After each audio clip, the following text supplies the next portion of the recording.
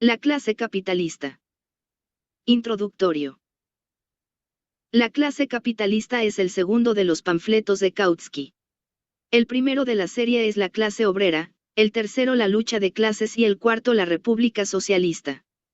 Para obtener información relativa al origen de los folletos, su alcance, el significado de los términos utilizados y sugerencias para una investigación más extensa, se remite al lector al prefacio de la clase obrera. Las notas a pie de página en ese folleto también serán de ayuda para obtener una comprensión firme de los hechos presentados en la clase capitalista. Capítulo primero. Comercio y crédito. En países como los Estados Unidos, donde prevalece el sistema capitalista de producción, las masas populares se ven obligadas a la condición de proletarios, es decir, de trabajadores que están divorciados de sus instrumentos de producción en la medida en que no pueden producir nada por sus propios esfuerzos, y por lo tanto están obligados, para escapar del hambre, para vender la única mercancía que poseen, su fuerza de trabajo. A esta clase pertenecen virtualmente, de hecho, la mayoría de los agricultores y pequeños productores y comerciantes. La poca propiedad que todavía poseen hoy no es más que un velo delgado, calculado más bien para ocultar su dependencia y la explotación a la que están sometidos que para prevenirlos. Cualquier pequeña ráfaga levanta y se lleva el velo. Frente a esta clase, encontramos una pequeña multitud de propietarios capitalistas y terratenientes que son los únicos que poseen las maquinarias de producción más importantes y las fuentes de sustento más importantes, la propiedad exclusiva de todos los cuales los inviste con el poder y la capacidad de subyugar a la clase propietaria y explotarla. Mientras que la mayoría de la gente se hunde cada vez más en la necesidad y la miseria, es solo este pequeño grupo de capitalistas y terratenientes quienes, junto con sus parásitos, se apropian de todas las ventajas prodigiosas que se han extraído de la naturaleza, especialmente a través del progreso realizado por las ciencias naturales y su aplicación práctica. Echemos un vistazo más de cerca a esta selecta banda, observemos el papel que desempeña en la vida económica o en la sociedad, y los resultados de ello en la sociedad.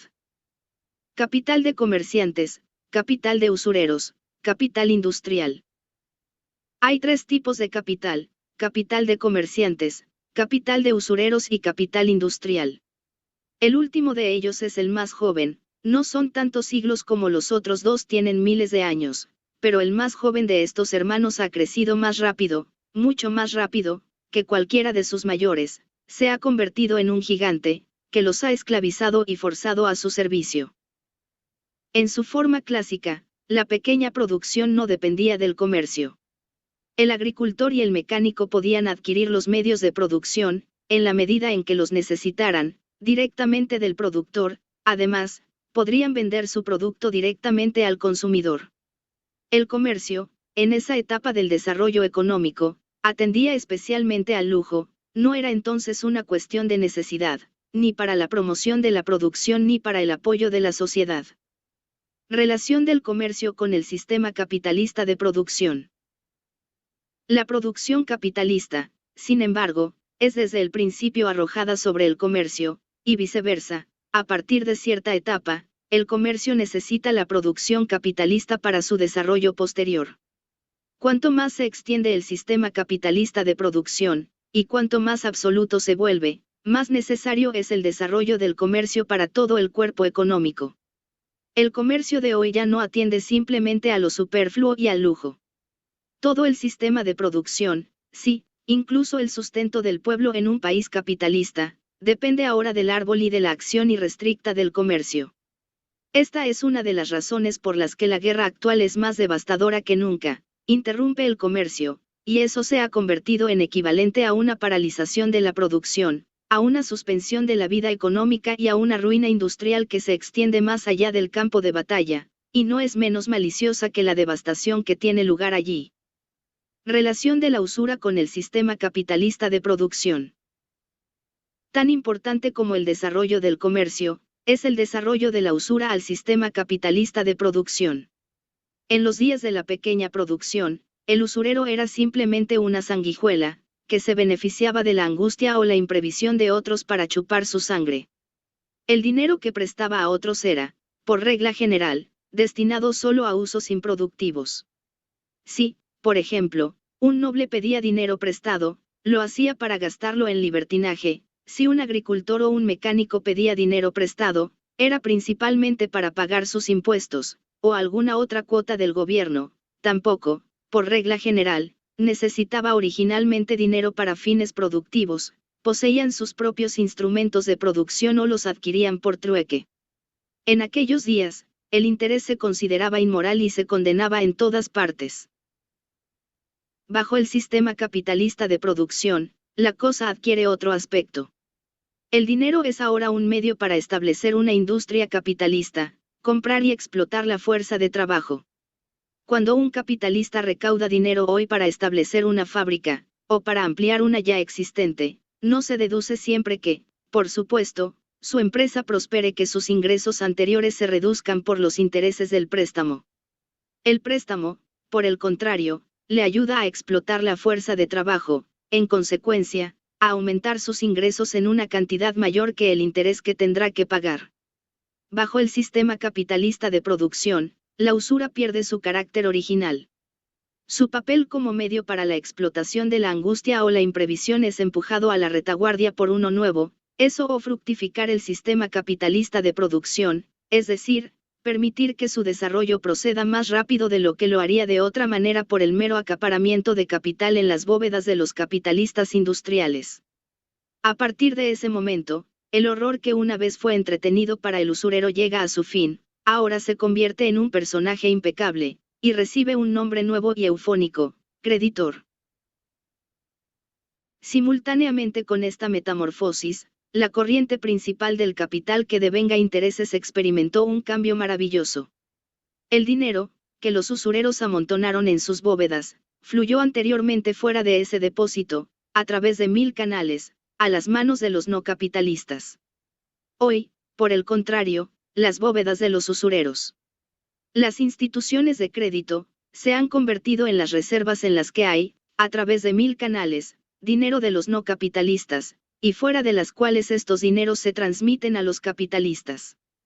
El crédito es hoy, al igual que antes, un medio para hacer que los no capitalistas, ya sean propietarios o propietarios, estén sujetos al pago de intereses. Hoy en día, sin embargo, se ha convertido además en un poderoso instrumento con el que convertir en capital la propiedad en manos de las diversas clases de no capitalistas, desde las grandes propiedades de las instituciones dotadas hasta los centavos ahorrados por las sirvientas y los jornaleros. En otras palabras, se ha convertido en un instrumento para romper lo primero y para intensificar la explotación del segundo. La gente alaba a las actuales instituciones de crédito, cajas de ahorro, etc., con el argumento de que, como afirman los alabadores del orden social actual, convierten los pequeños ahorros de los trabajadores, sirvientas y agricultores en capital, y estos desafortunados mismos en capitalistas.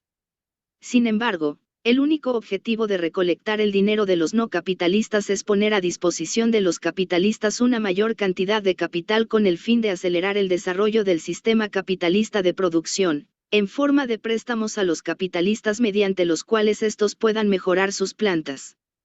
Lo que esto, sin embargo, significa para los trabajadores asalariados, los pequeños agricultores, los mecánicos y los pequeños productores y comerciantes es su ruina.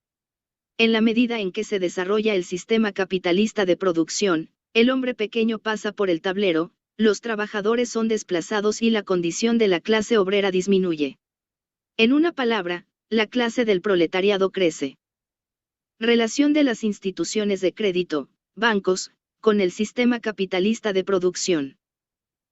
Al mismo tiempo que las actuales instituciones de crédito están decididas a convertir toda la propiedad de los no capitalistas en capital, y ponerla a disposición de la clase capitalista, se encargan de que el capital de la clase capitalista misma sea mejor utilizado que antes. Se convierten en la reserva de todo el dinero que el capitalista individual puede, de vez en cuando, no tener ocasión de usar, y hacen que estas sumas, que de otro modo habrían quedado muertas, sean accesibles a otros capitalistas que puedan necesitarlas. Además, permiten convertir la mercancía en dinero antes de que se venda y, por lo tanto, disminuir la cantidad de capital monetario que puede ser necesario en un momento dado en una empresa comercial. A través de todos estos medios, la cantidad y el poder del capital a disposición de la clase capitalista se incrementa enormemente. De ahí que el crédito se haya convertido en una de las palancas más poderosas del sistema capitalista de producción. Junto al gran desarrollo de la maquinaria y la creación del ejército de reserva de mano de obra desempleada, que la clase capitalista evoca a la existencia con el propósito de mantener a los empleados en un estado de ánimo manejable, el crédito es la causa principal de la rapidez con la que se lleva a cabo el sistema actual de producción, y que permite que la producción moderna, ya sea industrial o agrícola, se dispare y se desarrolle poderosamente. Sensible a la más mínima presión. Sin embargo, el crédito es mucho más sensible que el comercio a cualquier perturbación. Cada choque que recibe se siente en todo el cuerpo económico. Muchos supuestos economistas políticos han considerado el crédito como un medio por el cual las personas sin ninguna propiedad, o con poca, podrían convertirse en capitalistas. Pero como su nombre lo indica, el crédito descansa en la confianza de aquel que da en el que toma crédito. Cuanto más posee este último, mayor es la seguridad que ofrece, y mayor es el crédito del que disfruta. En consecuencia, el crédito es solo un medio por el cual se puede proporcionar más dinero a los capitalistas del que poseen, aumentando así su preponderancia y atrayendo más agudos los antagonismos sociales, en lugar de debilitarlos o eliminarlos. En resumen, el crédito no es solo un medio para desarrollar más rápidamente el sistema capitalista de producción y permitirle aprovechar todas las oportunidades favorables, también es un medio para promover la caída de la pequeña producción y el comercio, pero por último, aunque no menos importante, y lo suficientemente significativo, es un medio para hacer que los resortes de la industria moderna sean cada vez más complicados y susceptibles de perturbación, para llevar el sentimiento de incertidumbre a las filas de los propios capitalistas y para hacer que el terreno sobre el que se mueven sea cada vez más inestable. Capítulo 2. División del trabajo y competencia. Mientras que, por un lado, el desarrollo industrial atrae el comercio y el crédito en una relación cada vez más estrecha con la industria, produce, por otro lado, el resultado de que, debido a la creciente división del trabajo, las diversas funciones que el capitalista tiene que cumplir en el cuerpo político se dividen cada vez más y se convierten en empresas e instituciones separadas. Anteriormente, la función del comerciante no solo era comprar y vender bienes, sino también llevarlos a menudo a mercados muy distantes. Tenía que clasificar sus bienes, exhibirlos y hacerlos accesibles al comprador individual. Hoy en día, existe una división del trabajo no solo entre el comercio mayorista y minorista, también encontramos grandes empresas para el transporte y para el almacenamiento de mercancías. En esos grandes mercados centrales llamados intercambios, la compra y la venta se han convertido hasta tal punto en actividades separadas y se han liberado de las otras funciones comúnmente pertenecientes al comerciante, que no solo los bienes se encuentran en regiones distantes o que aún no se producen, compran y venden allí, sino que los bienes se compran sin que el comprador tenga la intención de tomar posesión de ellos, y otros se venden sin que el vendedor los haya tenido nunca en su posesión. División del trabajo en las filas de la clase capitalista. En el pasado, un capitalista no podía concebirse sin acompañar el pensamiento con una gran caja fuerte en la que se recogía el dinero, y de la que tomaba los fondos que necesitaba para hacer los pagos. Hoy en día, el tesoro del capitalista se ha convertido en el sujeto o una ocupación separada en todos los países industrialmente avanzados, especialmente Inglaterra y Estados Unidos. El banco ha surgido. Los pagos ya no se hacen al capitalista, sino a su banco, y de su banco, no de él, se cobran sus deudas. Y así sucede que algunas preocupaciones centrales realizan hoy las funciones de tesorería para toda la clase capitalista en el país. Pero, aunque las diversas funciones de los capitalistas se convierten así en funciones de empresas separadas, no se independizan entre sí, excepto en apariencia y forma legal, económicamente, siguen tan estrechamente vinculados y dependientes el uno del otro como siempre. Las funciones de cualquiera de estas empresas no podrían continuar si se interrumpieran las de cualquiera de las otras con las que están vinculadas en el negocio. Cuanto más interdependientes son el comercio, el crédito y la industria, y cuanto más las diversas funciones de la clase capitalista son asumidas por empresas separadas, mayor es la dependencia de un capitalista sobre otro. La producción capitalista se convierte, en consecuencia, cada vez más en un cuerpo gigantesco, cuyos diversos miembros están en la relación más estrecha entre sí. Así, mientras que las masas populares son cada vez más dependientes de los capitalistas mismos se vuelven cada vez más dependientes unos de otros. La maquinaria económica del sistema moderno de producción constituye un mecanismo cada vez más delicado y complicado, cuya acción correcta depende cada vez más de la aptitud exacta de sus innumerables ruedas y del cumplimiento exacto de sus respectivos roles. Nunca un sistema de producción tuvo tanta necesidad de una regulación planificada como el actual. Mientras que las diversas industrias se vuelven, de hecho, cada vez más dependientes unas de otras, en el punto de vista de la ley siguen siendo totalmente independientes. Los medios de producción de cada industria son propiedad privada, su dueño puede hacer con ellos lo que quiera. Libre competencia en las filas de la clase capitalista.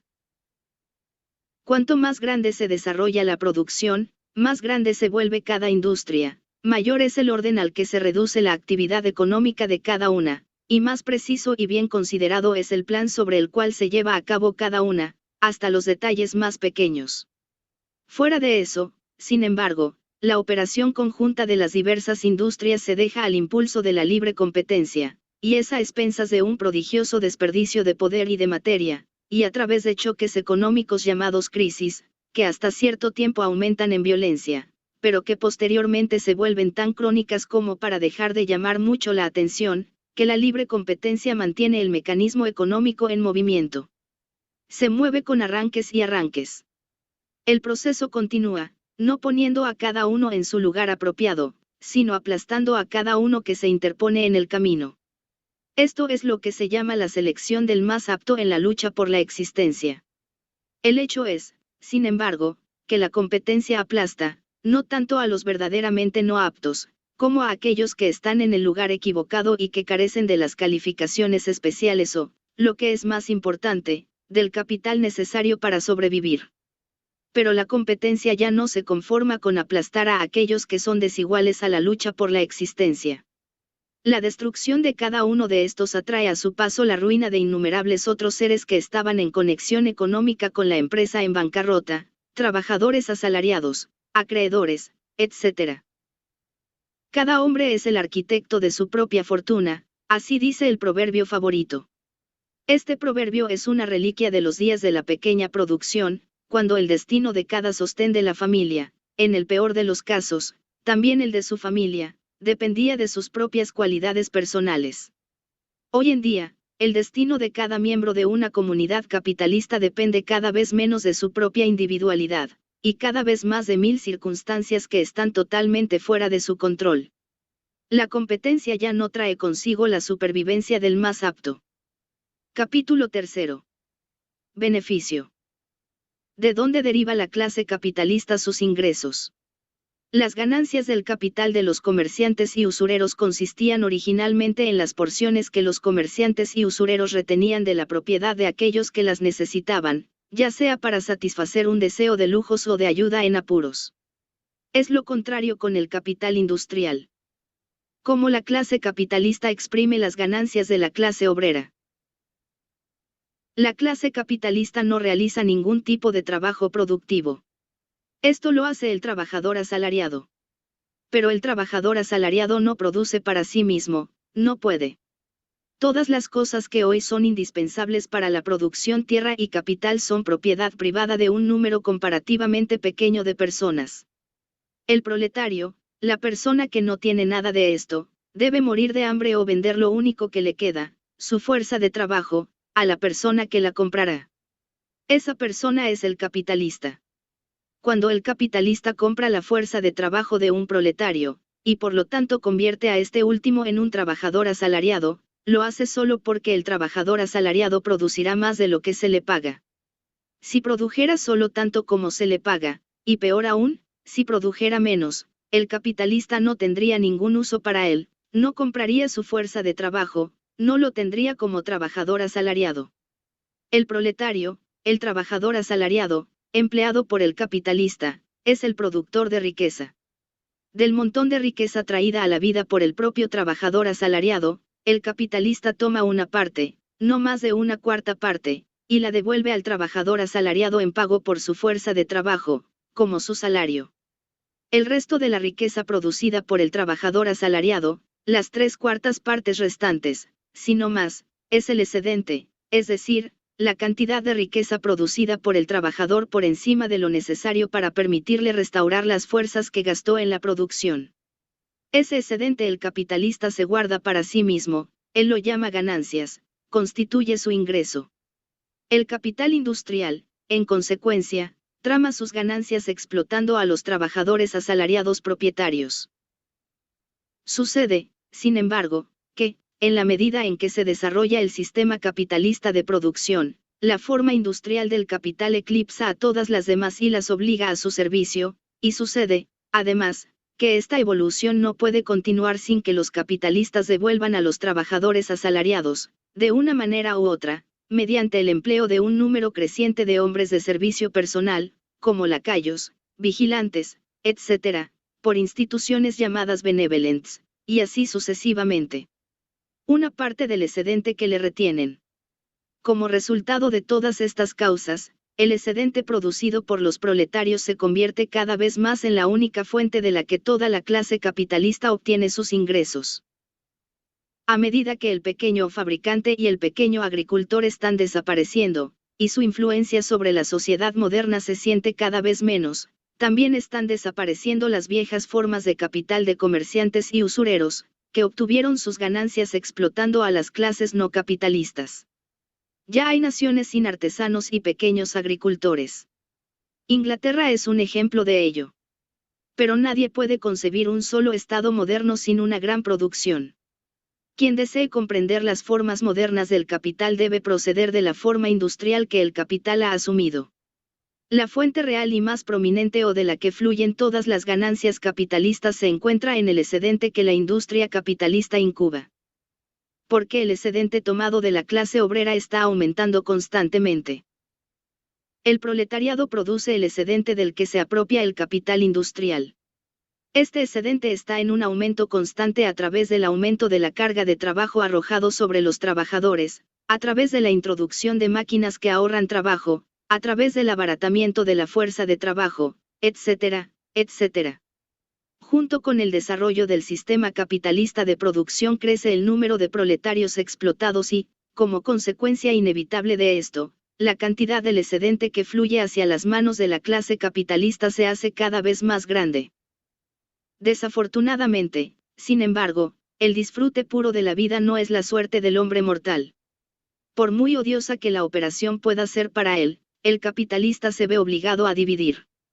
Tanto el propietario como el Estado o el gobierno reciben sus partes, y la clase capitalista se ve obligada a dividir con ellos el excedente que recoge. Capítulo 4. Alquiler de suelo. Cuando se habla de las clases que se están convirtiendo cada vez más en los únicos propietarios y explotadores, los monopolistas de los instrumentos de producción, hay que distinguir entre capitalistas y terratenientes, y, además, no debe pasarse por alto el hecho de que hablar del pequeño propietario de la tierra como propietario es un mal uso de los términos tan grande como hablar del pequeño propietario del capital como capitalista. El sistema capitalista de producción está extinguiendo rápidamente a estos dos pequeños propietarios, y congestionando en manos de unos pocos cualquier propiedad valiosa que aún permanezca en manos del hombre pequeño. La tierra es un medio de producción peculiar, es el más necesario de todos. Sin ella ninguna actividad humana es posible, incluso el marinero y el aeronauta necesitan un lugar de partida y para aterrizar. Además, es un medio de producción que no se puede aumentar a placer. Por todo esto, cabe señalar que hasta ahora, pero rara vez ha sucedido que cada centímetro de terreno en cualquier estado haya sido realmente ocupado o utilizado productivamente por sus habitantes, incluso en China, con todo el grosor y la primitividad de su población. Todavía hay amplias extensiones o tierras no recuperadas. La propiedad privada de un artículo tan esencial para la vida y la producción como la tierra confiere teóricamente un poder preponderante e irresistible sobre quien está investido de él. A esta apariencia de las cosas se debe la noción que se ha apoderado de algunas mentes acríticas de que la única causa de toda la miseria presente es la propiedad privada de la tierra, que solo el terrateniente absorbe toda la productividad aumentada tanto del trabajo como del capital, y que su remoción, o el recorte de sus alas, devolvería al pueblo, tanto capitalistas como trabajadores, toda o la mayor parte de la riqueza que directa o indirectamente fluye de ellos. Esta visión de las cosas indica una ceguera total a la importancia del sistema capitalista de producción y la evolución social que subyace a él. Falacia de la teoría del impuesto único. La relación del capitalista con el terrateniente no es la del trabajador asalariado con el capitalista. Por otro lado, el capitalista no necesita pararse y entregar al terrateniente. Atrás quedaron los días en que sombrillas blancas y elefantes locos de orgullo eran los poderes de una concesión de tierra. Tal estado de cosas prevaleció bajo los antiguos sistemas de producción, y en países como la India, pero incluso allí están perdiendo constantemente sus características prístinas. A pesar de todo lo que el latifundismo pudo y hizo, el desarrollo del sistema capitalista de producción ha conjurado un rival para el terrateniente de los viejos tiempos y los antiguos sistemas sociales, el capitalista. El poder que ejerce lo hace al menos igual al propietario, los dos pueden tratar como pares, y en proporción al desarrollo más completo del capital, el cetro, anteriormente manejado por la clase terrateniente, llegó a ser sostenido tanto por el terrateniente como por el capitalista, con una tendencia constante a ser manejado en última instancia solo por este último. El poder del propietario es mayor o menor según la pequeñez del número de propietarios, y las mayores o menores facilidades que las leyes ofrecen para la venta de tierras. En Inglaterra, ambas circunstancias contribuyen a fortalecer el poder del monopolista de la tierra. En los Estados Unidos, los atributos de capitalista y terrateniente generalmente se mezclan en la misma persona. El fabricante generalmente posee la tierra en la que se construye su fábrica, la compañía minera generalmente posee sus propias minas, y en el dominio de la agricultura misma, donde el sistema capitalista de producción está ahora en plena floración, la tierra de la granja bonanza es propiedad de la misma empresa capitalista que la cultiva. Por todo esto no debe perderse de vista que cuando el capitalista mismo es un terrateniente y opera en su propia tierra, no ha escapado de compartir su excedente con la clase terrateniente. En 9 de cada 10 casos, o incluso en una proporción mucho mayor, se ha convertido en propietario solo pagando al propietario anterior una suma redonda de dinero. El interés anual que de otro modo obtendría de ese dinero de compra representa el alquiler que está pagando al propietario, es decir, la parte del excedente que exprime del trabajo y que se ve obligado a compartir con la clase del propietario. Los capitalistas se ven obligados a compartir con los terratenientes la riqueza tomada de la clase obrera. El dinero de compra o el alquiler, según sea el caso, pagado por el capitalista por la tierra que necesita, es la porción de su excedente que se ve obligado a compartir directamente con el propietario. Pero indirectamente también la clase terrateniente se apropia de porciones considerables de la riqueza que de otro modo se acumularía para el capitalista. Sucede de esta manera. Las ganancias del capitalista son, como se muestra arriba, la porción de la riqueza producida por el trabajo y retenida por el capitalista, después de haber deducido la suma que devuelve al trabajador asalariado en la forma o salario, para permitir que el trabajador viva, trabaje y se reproduzca. De ello se deduce que cuanto mayor es la parte que el trabajador asalariado necesita para vivir, trabajar y reproducirse, menor debe ser la parte, llamada ganancias, que el capitalista puede aprovechar, y viceversa, cuanto menor sea la parte que el trabajador asalariado necesita para vivir, trabajar y reproducirse, mayor será la parte, llamada ganancias, que el capitalista puede aprovechar. Cualquier cosa que disminuya el costo de vida, bienes más baratos, alquileres más baratos, etc., reduce la cantidad de salarios absolutamente necesaria para el trabajador asalariado, y como su salario tenderá a disminuir, la parte de la riqueza producida por él, pero tomada por el capitalista como ganancias, aumenta, y viceversa, cualquier cosa que eleve el costo de vida, bienes más caros, alquileres más altos, etc., aumenta la cantidad de salarios absolutamente necesaria para el trabajador asalariado, y como su salario tendría que aumentar, la parte de la riqueza producida por él, pero tomada por el capitalista como ganancias, está destinada a disminuir en proporción.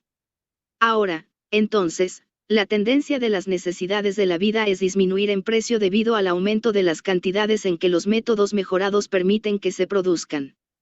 Esta tendencia tendería a reducir la cantidad de salarios requeridos por el trabajador asalariado, a reducir sus salarios y, en consecuencia, a aumentar la participación de las ganancias que quedan en manos del capitalista. Pero el efecto de las mercancías más baratas sobre la tendencia a la baja de los salarios y la tendencia al alza de las ganancias se controla por el aumento del precio de una de las necesidades de la vida, la tierra de la ciudad. Es la ironía del destino que uno de los efectos del sistema capitalista de producción sea hacinar a la gente proletarios en las ciudades, aumentando así la renta que el trabajador asalariado debe pagar, y reduciendo tanto la parte de los salarios retenidos que el capitalista puede tomar como ganancias. Este aumento de la renta, pagada por el trabajador asalariado a la clase terrateniente, es la parte de la cual priva indirectamente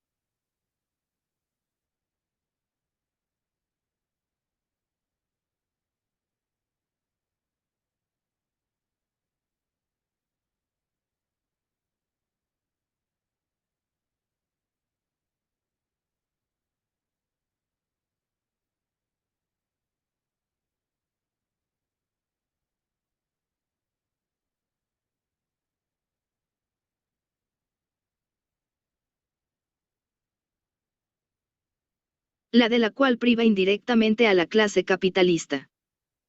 La cantidad de riqueza que el terrateniente manejó apropiada de la clase capitalista se vuelve mayor a medida que aumenta la demanda general de tierra, en proporción a medida que crece la población, en proporción a medida que la clase capitalista necesita tierra, es decir, en proporción a medida que el sistema capitalista de producción se expande. En proporción con todo esto aumenta la renta, es decir, la cantidad agregada de aumentos de riqueza que la clase terrateniente puede cortar, ya sea directa o indirectamente, del excedente que de otro modo sería tomado solo por la clase capitalista. Capítulo 5. Impuestos. ¿Cómo el gobierno obtiene su parte del excedente de la clase capitalista? No menos codicioso que el terrateniente es el Estado, el gobierno, dedicado a la tarea de cortar las rebanadas del excedente del capitalista. El Estado moderno creció con y a través de la clase capitalista hasta que se llegó al punto en que la primera se convirtió en el medio más poderoso para la exaltación de la segunda. Cada uno ha promovido los intereses del otro, la clase capitalista no puede renunciar a la ayuda del Estado, tal como está constituido actualmente, necesita la mano poderosa del gobierno para protegerlo de enemigos internos y externos. Las debilidades del sistema capitalista de producción requieren gobierno. El sistema capitalista de explotación no es de ninguna manera el producto de leyes específicas. Son, por el contrario, las debilidades del sistema las que han dado lugar a las leyes que hoy están en vigor. Estas leyes no crean la explotación del proletariado, solo prevén el buen funcionamiento del sistema de explotación, junto con todos los demás procesos pertenecientes al orden social existente. Siendo la competencia llamada la fuente principal de la producción, la ley puede ser designada como el aceite lubricante, cuyo objeto es disminuir tanto como sea posible la fricción entre los antagonismos sociales en el mecanismo social actual. Para cada debilidad en la constitución o composición del sistema capitalista, se requiere una función especial del gobierno moderno. Primera debilidad, los capitalistas disputan por las ganancias, de ahí la necesidad de tribunales. Es una debilidad en el sistema capitalista de producción que su mecanismo se vuelve cada vez más complicado, y los capitalistas individuales cada vez más interdependientes. El pronto cumplimiento por cada capitalista individual de los deberes que surgen de sus funciones económicas es una condición requerida para el cumplimiento de sus deberes correspondientes por todos los demás. Un mecanismo social tan delicado puede sufrir menos que cualquiera de los que lo precedieron a la solución individual de controversias por las partes interesadas o agraviadas. En proporción, por lo tanto, a medida que cada capitalista se vuelve más y más dependiente de la pronta cooperación de muchos otros, más involucrados, engorrosos y complicados crecen sus intereses en conflicto. De esta debilidad surge la necesidad de un sistema adecuado de leyes y de judicatura, y de un gobierno debidamente equipado, capaz de mantener a los capitalistas individuales en sus deberes. De ahí surge la vasta maquinaria de tribunales con sus extensos apéndices, destinados a hacer cumplir sus decretos. Segunda debilidad, las naciones capitalistas deben expandirse en el extranjero, de ahí los departamentos de guerra. Es una debilidad adicional del sistema capitalista de producción que cava el suelo debajo de sí mismo. Cuanto más produce, mayor es el número de proletarios y, en consecuencia, menor es la capacidad general del pueblo para comprar sus propios productos en los mercados de su propio país. Por lo tanto, el capitalismo en cada país capitalista restringe su propio, el mercado interno, al mismo ritmo que se desarrolla en vigor. Al fracasar en un mercado en casa, el capitalista mira al extranjero y es empujado más allá de sus propios límites políticos en busca de mercados extranjeros. El comercio exterior juega, en consecuencia, desde el principio, un papel importante en la producción capitalista. En la medida en que esto último se desarrolla, la seguridad en el extranjero y el poder de expandirse sobre tierras extranjeras se convierten en cuestiones vitales para los intereses de toda la clase capitalista en una nación capitalista. En los mercados mundiales, sin embargo, los capitalistas de una nación se enfrentan a los de otra como competidores, para hacer frente entre sí. Cada conjunto invoca los poderes de su propio Estado para hacer valer sus derechos en la boca del cañón, o, lo que le gusta aún más, para ahuyentar a sus competidores. Antiguamente las guerras eran dinásticas, hoy en día son esencialmente comerciales, en última instancia ahora siempre se pueden rastrear a los conflictos económicos entre los capitalistas de las naciones beligerantes. De esta debilidad del sistema capitalista de producción el requisito de conquistar y mantenerse en los mercados extranjeros surge a su vez la necesidad de amplios armamentos por tierra y por mar. De ahí los departamentos de guerra en el gobierno, con armadas y fuerzas terrestres, cuyo tamaño crece de año en año, con un personal de oficiales cada vez mayor y costoso, una clase ociosa e improductiva, que cultiva el arte de la guerra y debe ser apoyada con el excedente de los capitalistas. Tercera debilidad, antagonismos entre explotadores y explotados, por lo tanto, tribunales, policía y milicia para mantener a la clase trabajadora oprimida. Otra debilidad del sistema capitalista de producción consiste en los antagonismos que genera entre explotadores y explotados, entre propietarios y proletarios. Esta debilidad el sistema capitalista comparte con todos los que lo han precedido, todos ellos basados en la explotación humana, pero intensifica el mal y lo reproduce en forma agravada. Cuanto más se desarrolla el sistema capitalista, mayor se vuelve la fricción, y más agudos son los antagonismos, entre estas dos clases dirigentes y ahora solo restantes, capitalista y proletariado, y la más grande, más poderosa, se convierte en el proletariado. El aumento del número, el aumento de la incertidumbre de los medios de vida, el aumento de la necesidad y la dependencia, todas estas causas combinadas conspiran para hacer que el proletariado sea cada vez más temible para la clase capitalista. De esta debilidad o de este peligro surge la tercera función del Estado capitalista, la función de mantener a la clase obrera abajo. Esta función específica se completa extendiendo las mencionadas anteriormente. De ahí la necesidad de un sistema aún más grande de tribunales, con un sistema aún más grande y especializado de fuerzas represivas, policías, Pinkertons oficiales, milicias, etc., etc. Cuarta debilidad, la creación de delitos, por lo tanto, cárceles, penitenciarías y reformatorios. Por último, una de las debilidades conspicuas del sistema capitalista de producción es que genera una clase especial inútil, vergonzosa y criminal, los barrios marginales. A medida que el capitalismo crece, se estrecha el terreno sobre el cual la gente puede pararse. La incertidumbre y la dependencia de las masas se vuelven fatales para el carácter, los más débiles de la población, moralmente, se hunden rápidamente por debajo de la clase del proletariado, caen en los barrios bajos y se convierten en parte de ese sumidero de putrefacción moral. Los barrios marginales son reclutados tanto de la clase capitalista como de la proletaria, con innumerables adiciones de la clase media. El aumento constante del capital necesario para la producción arruina a los capitalistas cuya propiedad no es suficiente para continuar la lucha competitiva, aplasta a los miembros de la clase media, y causa estragos entre los proletarios. Las prácticas fraudulentas, el crimen de una forma u otra, desde el más ligero hasta el más negro, se convierten en los métodos a los que recurren los más desafortunados, los más débiles o los peor desechados. De esta debilidad del sistema capitalista surge, en todos los países capitalistas, la necesidad de esa extensa rama del gobierno, la penitenciaría, con sus innumerables apéndices de cárceles, casas de corrección, reformatorios, etc. Estas 4 funciones y deberes del Estado capitalista, que corresponden a las 4 debilidades principales y generales del sistema capitalista, causan grandes desembolsos y reducen fuertemente el excedente capitalista.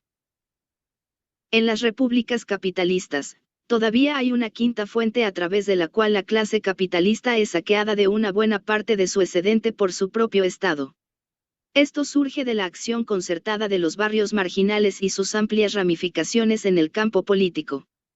El sufragio universal, al menos, masculino, pone en manos de los barrios marginales un arma que a menudo usan con certeza infalible, y por medio de la cual no pocas veces ponen a sus propios representantes en oficinas gubernamentales. Estos representantes de los barrios marginales en los gobiernos actúan como un grifo sobre la clase capitalista, lo aprovechan de capuchas de riqueza que se vierten directamente en las manos de los barrios marginales, lo que los hace aún más inútiles, viciosos y criminales. De todas las repúblicas, la nuestra proporciona las ilustraciones más frecuentes y llamativas de este fenómeno. Los barrios marginales tienen sus representantes en todos nuestros cuerpos legislativos y ocupan muchos cargos ejecutivos. De los muchos ejemplos de este hecho, el más conspicuo es presentado por la ciudad de Nueva York, donde Tammany Hall, el crimen organizado de la ciudad, es decir, los barrios marginales, domina y es una espina en el costado de los capitalistas locales. Así, de todas estas diversas maneras, el Estado, o el gobierno, reduce las ganancias o el excedente del capitalista, a medida que el sistema capitalista se desarrolla. Las causas que conducen a ese resultado se intensifican, a pesar de todas las maniobras capitalistas para detenerlas, aumentan las incursiones sobre el excedente que produce el trabajo y que el capital acapara. Capítulo 6. La reducción de la tasa de ganancia. De la mano con este desarrollo, la cantidad de capital que la clase capitalista aplica productivamente muestra una tendencia a aumentar más rápidamente que la explotación de la clase obrera, es decir, más rápidamente que la masa de excedentes que esta última crea. Para ilustrar, compare un hilandero de hace 60 o 70 años, que luego fue explotado por un capitalista con un tejedor de máquinas de hoy. Qué prodigioso es el requisito de capital para permitir que esto último funcione. Por otro lado, el capital que el capitalista invirtió en el tejido a mano era insignificante en comparación. Hace 60 o 70 años, el capitalista pagaba al tejedor su salario y le daba el algodón o el lino que necesitaba. En cuanto a los salarios, no ha habido muchos cambios, pero un tejedor mecánico consume hoy en día en la producción 100 veces más materia prima que el antiguo tejedor manual. Más allá de eso, cuán prodigiosos son hoy los edificios, motores, telares de vapor, etc., necesarios para llevar a cabo la industria.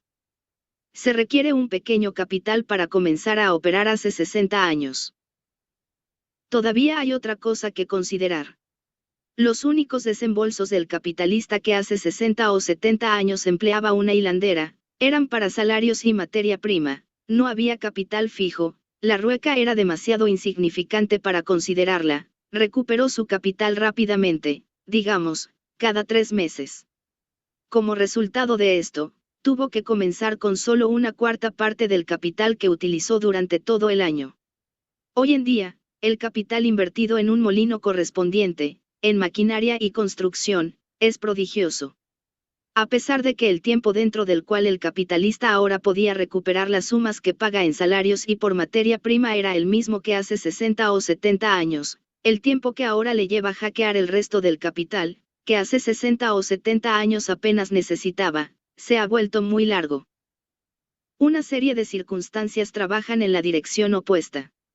Entre estos, los más importantes son el sistema de crédito desarrollado más recientemente y la disminución del precio de los productos, el último de los cuales es el resultado inevitable del aumento de la productividad del trabajo. pero ninguna de estas causas es capaz de contrarrestar el efecto de las otras. En todas las ramas de la producción, en algunas más lentamente, en otras más rápidamente, la cantidad de capital necesaria para la producción crece perceptiblemente de año en año. Supongamos que el capital necesario para cierta industria hace 60 o 70 años era de 100 pesos, y que hoy la cantidad necesaria es de 1000 pesos, y además, que la cantidad explotada del trabajo es ahora 5 veces más grande que entonces, es decir, que mientras que el excedente que el trabajo producía anteriormente era de 50 pesos, hoy es de 250 pesos. En este caso, la cantidad del excedente ha aumentado absolutamente, sin embargo, en proporción a la cantidad de capital invertido, el excedente sería del 50%. Del capital total invertido, hoy ascendería al 25%.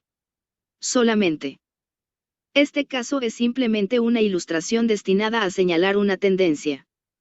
Rápido aumento de capital y superávit. La cantidad total de excedente anual producido en este país, como en todos los demás países capitalistas, aumenta rápidamente, pero aún más rápidamente crece la cantidad total del capital invertido por la clase capitalista en sus establecimientos. Si ahora, se considera que, a través de los impuestos, el gobierno lleva anualmente una porción cada vez mayor del excedente de los capitalistas, el fenómeno puede explicarse que la cantidad de excedente que se acumulará en una cierta cantidad de capital tiende a disminuir constantemente, a pesar de que la cantidad de explotación del trabajo tiende a aumentar constantemente. En consecuencia, la ganancia, es decir, la porción del excedente producido por el trabajo que un capitalista retiene, muestra la tendencia a disminuir en proporción a la cantidad de capital que invierte. O, para decirlo de otra manera, en el curso del desarrollo del sistema capitalista de producción, la ganancia que produce una cantidad dada de capital tiende a disminuir. Esto, por supuesto, es válido solo después de largos intervalos de tiempo. Una evidencia de esta tendencia a la baja de las ganancias es la disminución constante del interés. Sucede, por lo tanto, que, mientras que la explotación del trabajador tiene una tendencia a aumentar, la tasa de ganancia capitalista tiene una tendencia a hundirse.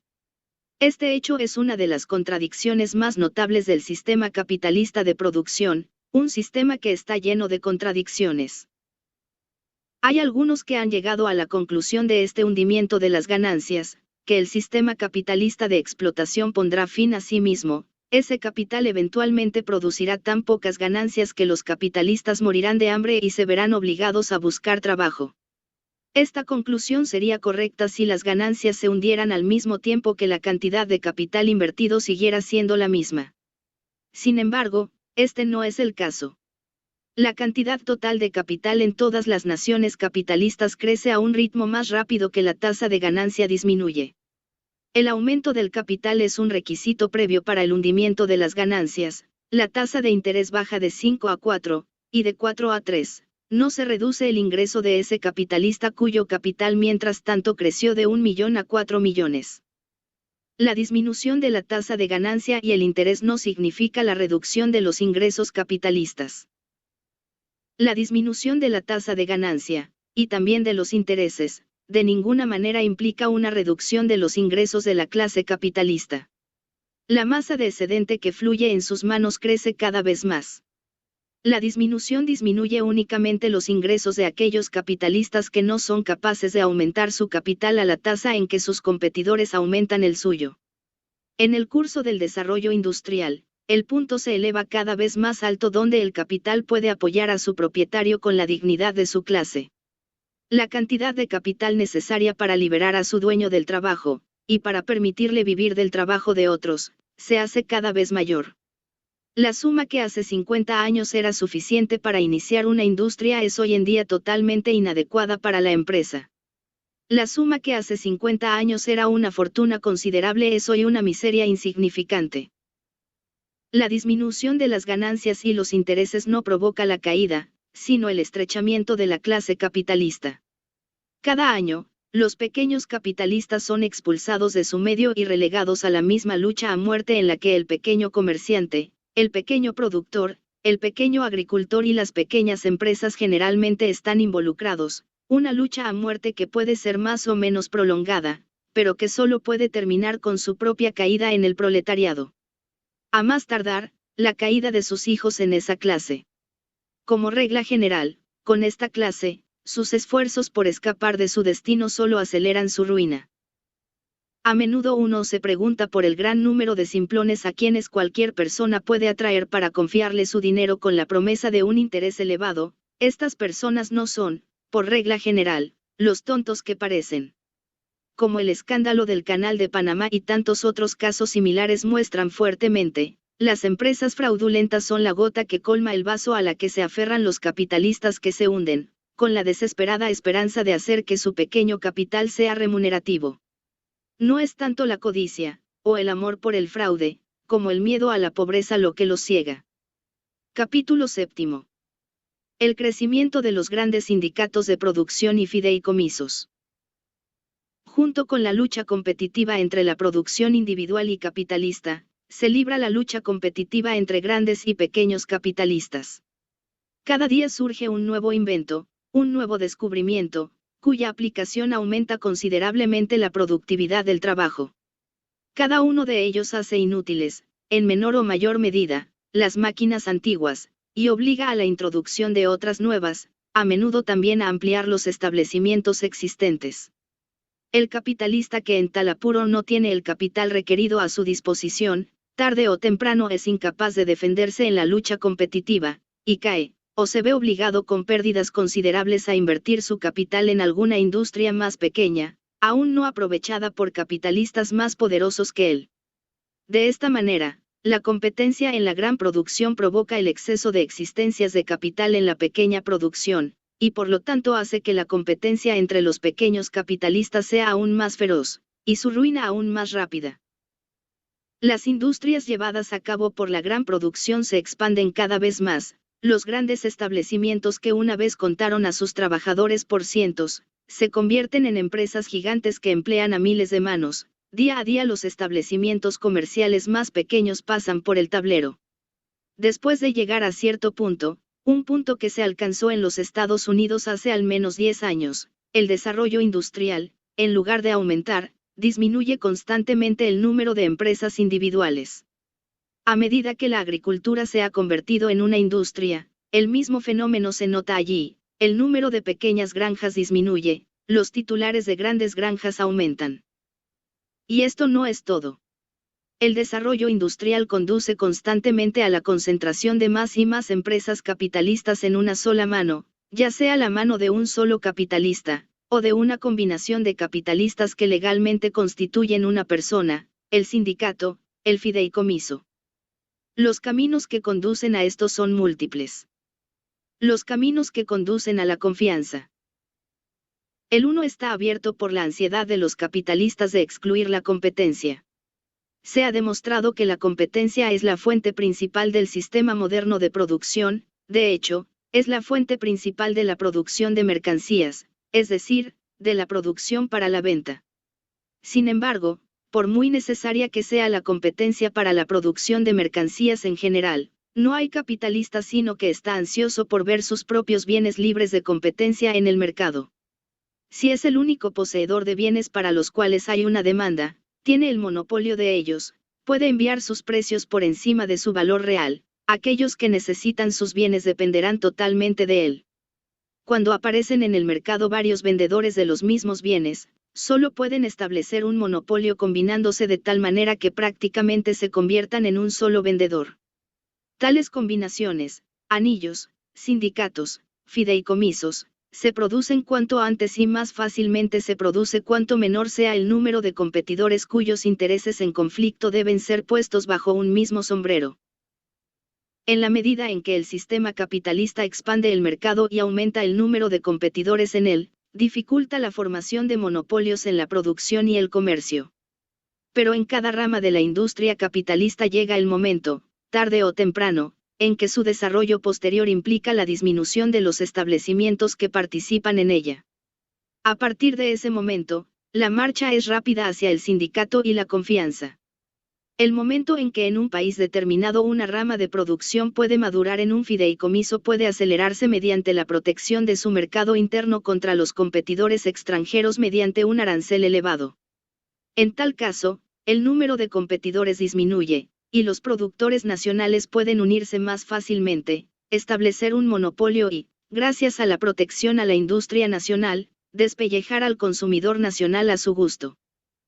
Durante los últimos 20 años, el número de fideicomisos destinados a regular el precio de sus productos ha crecido enormemente, especialmente en países protegidos, como Estados Unidos, Francia y Alemania. Una vez formado el fideicomiso, las diversas empresas que se han combinado constituyen prácticamente una sola preocupación, bajo la guía de una sola cabeza. Los artículos más necesarios para el desarrollo de la producción, como el carbón y el hierro, son los que se convierten en los primeros sujetos o sindicatos y fideicomisos. Las combinaciones más grandes extienden su influencia mucho más allá de las propias industrias monopolizadas, hacen que toda la maquinaria de producción dependa de unos pocos monopolistas. Junto con el afán de los diversos establecimientos de una industria de funcionar juntos en una sola mano, también se desarrolla el entusiasmo de los varios establecimientos dedicados a diferentes ramas de la industria, pero uno de los cuales proporciona materia prima o la maquinaria necesaria para los demás, para estar bajo una sola administración. Es algo común ver líneas de ferrocarril que poseen sus propias minas de carbón y obras de locomotoras, los fabricantes de azúcar tratan de cultivar su propia caña, la Standard Oil Company fabrica sus propios tanques y latas, etc. Todavía hay una tercera vía, y es la más sencilla, en la que varios establecimientos se fusionan en uno solo. Por superfluas que sean las funciones del capitalista bajo un sistema racional de producción, bajo el sistema actual estas funciones son muy importantes, bajo el sistema o la propiedad privada en los instrumentos de producción, la gran producción es posible solo como producción capitalista. Bajo este sistema es necesario, para que la producción se lleve a cabo sin problemas, que el capitalista tome el campo con su capital y lo aplique adecuadamente. En consecuencia, aunque el capitalista no produce nada, aunque no produce valores, sin embargo, a través de su capital juega un papel importante en la vida económica de la sociedad. El capitalista se convierte en un cortador de cupones. Al mismo tiempo, cuanto más grande se vuelve un capitalista, más necesario es que el capitalista se libere de una parte de sus crecientes deberes, ya sea pasándolos a otras empresas capitalistas, o a algún empleado a quien contrata para atender sus negocios.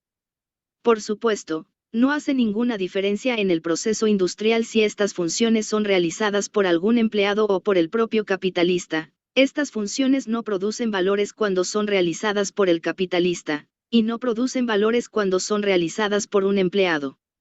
El capitalista, en consecuencia, ahora debe pagarlos con su excedente. Este es otro medio por el cual el excedente del capitalista y, en consecuencia, sus ganancias, se reducen. Por supuesto, el capitalista cobra los salarios que paga a estos empleados, funcionarios, directores, superintendents, etc. a los costos de producción y los ingresa bajo la cabeza de salarios a mano de obra. Mientras que el crecimiento de una empresa obliga al capitalista a aliviarse mediante el empleo de lugartenientes, al mismo tiempo, a través del creciente excedente que produce, le facilita la cosa.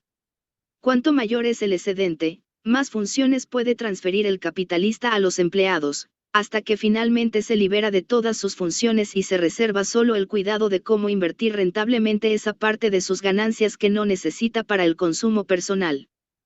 Aparecen las sociedades anónimas, y la utilidad de los fines capitalistas. El número de preocupaciones en las que se ha alcanzado esta etapa final crece de año en año. Esto se demuestra claramente por el prodigioso aumento de las sociedades anónimas en las que incluso el intelecto más torpe puede ver que la persona del capitalista ya no corta ninguna figura, y lo único importante es su capital. Ha habido personas lo suficientemente tontas como para imaginar que vieron en el surgimiento de las sociedades anónimas un medio para hacer accesibles a los pequeños propietarios los beneficios de la gran producción. Esta es una falacia igual a la que tienen las mentes acríticas con respecto al crédito. La sociedad anónima, al igual que el crédito, del cual no es más que otra manifestación, es, por el contrario, un medio de poner a disposición del gran capitalista la propiedad de los pequeños propietarios. Tan pronto como una rama de la industria puede prescindir de la persona del capitalista, cada uno puede dedicarse a ella, sepa o no algo del negocio, siempre que solo posea los fondos necesarios para comprar acciones. Debido a este hecho, un capitalista está capacitado para unir en sus propias manos industrias que están totalmente desconectadas. Las sociedades anónimas son las más fáciles de adquirir por un gran capitalista. Todo lo que necesita hacer es ponerse en posesión de la mayoría de las acciones, y la empresa se vuelve dependiente de él y sujeta a sus intereses. Finalmente, debe observarse que los grandes capitalistas crecen más rápido que los pequeños. Cuanto mayor sea el capital, mayor también, en igualdad de condiciones, será el tamaño de las ganancias, es decir, los ingresos que produce, menor proporcionalmente será la cantidad que el capitalista usará personalmente, y mayor será la porción que puede agregar a sus inversiones anteriores como capital fresco. El capitalista cuyo negocio le produce un ingreso anual de 10.000 pesos, podrá vivir pero modestamente de acuerdo con las ideas capitalistas. Puede estimarse feliz si logra ganar anualmente, digamos, 2.000 pesos, una quinta parte de sus ganancias. Por otro lado, el capitalista cuyo negocio es lo suficientemente grande como para rendirle 100.000 pesos anuales, puede, aunque gastara en sí mismo 5 veces más que el anterior, agregar anualmente 60.000 pesos 3/5 de sus ganancias a su capital anterior. Y así sucesivamente cada vez más. Mientras que los pequeños capitalistas se ven obligados a luchar cada vez más duro por su existencia, las grandes acumulaciones en manos de los grandes capitalistas aumentan cada vez más rápido hasta que alcanzan proporciones inmensas. En resumen, el crecimiento de los grandes establecimientos, el rápido aumento de las grandes fortunas, la disminución constante del número de pequeños establecimientos, la concentración constante de varias empresas en una sola mano, todo esto hace evidente que la tendencia del sistema capitalista de producción es concentrar en manos de un número cada vez menor los instrumentos de producción que se han convertido en monopolio de la clase capitalista, que el resultado final debe ser la concentración de todos los instrumentos de producción en manos de unas pocas personas o sociedades anónimas, que los utilizan como propiedad privada y disponen de ellos a su antojo, y que toda la maquinaria de producción se convertirá en una empresa gigantesca, sujeta a un solo amo. La propiedad privada de los medios de producción conduce, bajo el sistema capitalista, al paso donde, con una sola excepción, todos son propietarios. En otras palabras, el sistema capitalista conduce a su propia destrucción, su desarrollo toma el suelo de debajo de sí mismo, las contradicciones inherentes a ella se vuelven cada vez más evidentes en proporción a medida que se expande. En el momento en que los trabajadores asalariados, los explotados, constituyen la mayor parte de los consumidores, los productos, en los que el excedente yace encerrado, se vuelven invendibles, el excedente en sí mismo pierde valor. Los pequeños capitalistas dependen de los grandes. De hecho, un estado de cosas como el aquí esbozado sería tan absurdo como imposible. No llegará, ni puede llegar nunca, a eso. El mero acercamiento a tales condiciones aumentaría hasta tal punto los sufrimientos, antagonismos y contradicciones en la sociedad que se volverían insoportables, y la sociedad se caería a pedazos, a menos que se diera un giro diferente al desarrollo. Pero aunque tal condición de cosas nunca se alcanzará por completo, nos estamos dirigiendo constantemente en esa dirección. Al mismo tiempo que, por un lado, la concentración de empresas capitalistas separadas en pocas manos está progresando rápidamente, por otro lado, la interdependencia de preocupaciones aparentemente independientes aumenta como resultado inevitable de la división del trabajo. Esta dependencia mutua se vuelve, sin embargo, cada vez más unilateral en el sentido de que los pequeños capitalistas se vuelven cada vez más dependientes de los grandes. Al igual que la mayoría de los trabajadores que ahora se dedican a las industrias domésticas y que parecen ser independientes son, de hecho, trabajadores asalariados bajo algún capitalista, así también muchos pequeños capitalistas, que aparentemente gozan de independencia, tributarios de otros capitalistas, y muchas preocupaciones capitalistas aparentemente independientes no son, de hecho, más que un apéndice de algún gigantesco establishment capitalista. Esta dependencia de lo pequeño sobre lo grande capitalista procede probablemente a un ritmo mucho más rápido que la concentración real o varias preocupaciones en una sola. Nuestro mecanismo industrial ya está, en última instancia, virtualmente controlado por unos pocos capitalistas gigantes. La combinación de estos bajo unas pocas empresas no es más que una cuestión de tiempo. Al mismo tiempo que la dependencia económica de la mayor parte de nuestra población de la clase capitalista está aumentando, también hay una dependencia creciente dentro de la propia clase capitalista de la mayoría de sus miembros de un pequeño conjunto, cuyo número se hace más pequeño, pero cuyo poder, a través de su riqueza, se vuelve cada vez mayor. Pero, al igual que con los proletarios, los pequeños comerciantes y productores, y los pequeños agricultores, la dependencia de un capitalista sobre otro intensifica la incertidumbre del sustento. La experiencia de los primeros es la de los segundos. Con su dependencia aumenta también la incertidumbre de su situación.